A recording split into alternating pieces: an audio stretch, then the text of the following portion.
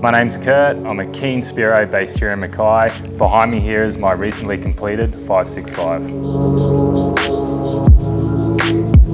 So being a diver, being a spearo, we've got a lot of gear. So when I planned the layout of the boat, I really wanted everything to have its place. I wanted the boat to be extremely organised, or as organised as possible, and still be functional. So the trade-off to everything having a specific spot in the boat is you lose that ability to move things around and help distribute weight throughout the boat. Being a deep V hull, depending on the conditions, they can list into the wind. As well as that, these smaller boats, you're putting big motors on them now, you can experience some prop torque.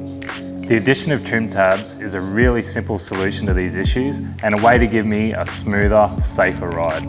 Today we're going to do exactly that and install a set of Dometic Trim Tabs onto this 565.